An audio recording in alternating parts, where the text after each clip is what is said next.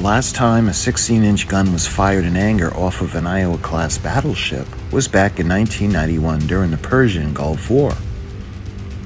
When it comes to the Iowa-class battleships, all of the 16-inch guns are armored at the bottom as well to prevent damage from coming up from below. All three of the guns will sit at different heights. On the U.S.S. New Jersey, gun number 1 sits the lowest. Turret 3 would be approximately 2.5 inches higher. Turret 2 sits the highest, with a story advantage in height. It is worth noting that Turret 1 and 3 have similar barbettes. However, due to the height requirement of Turret 2, it is a little higher than Turrets 1 and 3.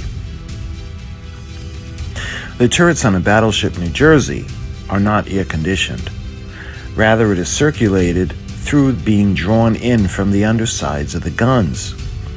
The gun house on Turret 1 had its viewfinder removed during the 1950s. The viewfinder stations are usually manned by 3 sailors. This is why there is more open space or room seen in gun house number 1.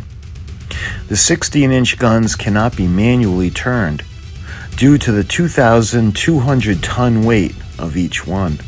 In the event of power failure, battery backups are available to rotate them. There are water tanks near the entrance at the rear of the gun houses. In the event of fire, each gun turret can be flooded to wet down the gunpowder and flammable materials which would go down, eventually reaching the magazines. Each turret has a pair of periscopes as well. The crank on the right side controls the rotation, and the crank on the left side controls the elevation. Each turret also has its own Mark III range keeper. These are small electromechanical analog computers. They are similar to the Mark VIII range keepers that are in the forward and aft plots. In the event of problems in the plot, guns 2 and 3 can use the Mark III range keepers individually. It is worth noting that even though gun turret number 1 does not have a viewfinder, it still has a Mark III range keeper.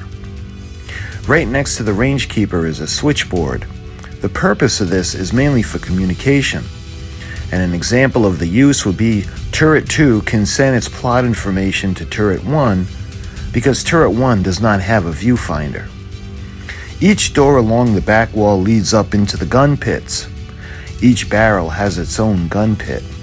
The gun pit can be accessed by the doors in the gun house or by ladders from below deeper in the turret.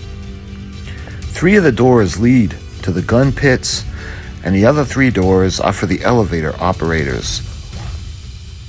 Each gun pit has its own powder elevator, and the powder is elevated from down in the gun magazines. It takes 660 pounds of gunpowder to fire each gun barrel.